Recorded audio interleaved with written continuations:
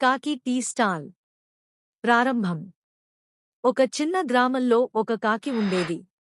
ఆ కాకి చాలా చురుకుగా ఉండేది, కాని దానికి తన కోసం చేయదగిన పనులు ఏమీ లేకుండా ఉండేది. ఒకరోజు ఆ కాకి ఆలోచించింది, నా కష్టాన్ని ఉపయోగించి గ్రామంలోని మనుషులకు సహాయం చేస్తే నాకు మంచి పేరు వస్తుంది. తరువాత ఆ కాకి గ్రామంలోని ఒక కోణంలో చిన్న టీ స్టాల్ ప్రారంభించింది. స్టాల్ ప్రారంభం.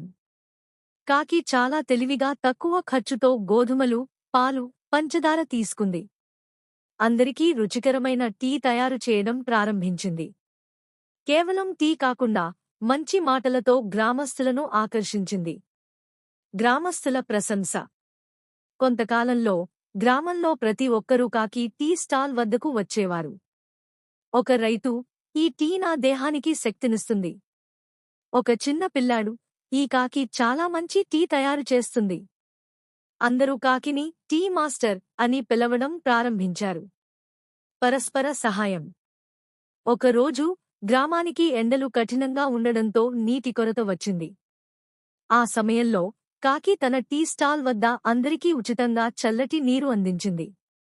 రైతులు కలిసి కాకికి సహాయం చేస్తూ మళ్లీ నీటి వనరులను అందుబాటులోకి తీసుకొచ్చారు. ఈ టీ స్టాల్ గ్రామంలోని అందరికీ మంచి కలయికగా మారింది. ముగింపు. కాకి టీ స్టాల్ వల్ల గ్రామంలో అందరికీ స్నేహభావం పెరిగింది. పాఠం: కష్టపడి పనిచేసి ఇతరులకు సహాయం చేస్తే మన జీవితంలో సంతోషం మరియు పేరు పొందవచ్చు.